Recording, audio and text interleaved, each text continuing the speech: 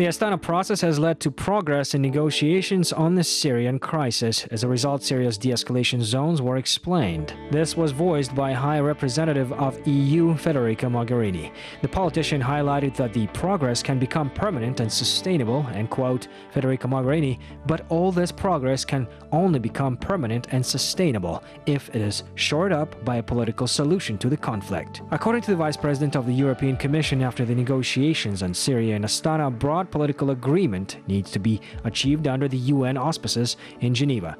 Federica Mogherini also noted that Brussels will host a second conference on the Syrian crisis next spring. Previously, 6 billion euros were collected as part of the humanitarian aid. Next year, the European Commission will allocate additional 560 million euros. If we want to solve the war and the crisis, linking the process in Geneva, the political process in Geneva, with the talks on reducing violence that are bringing fruits in Astana, and the work on humanitarian aid, recovery and stabilization that we're doing under the Brussels process can help us streamlining efforts of the international, the war and the crisis.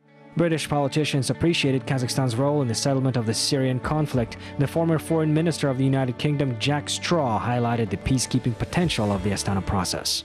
It's really impressive that Kazakhstan has taken on this role as a mediator in this terrible conflict, the worst by far of this century.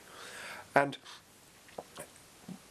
what's interesting is that Kazakhstan is trusted to do so by the three key guarantor countries involved, Iran and Turkey. I think your government, the Kazakh government, has also been sensible in not having too many parties.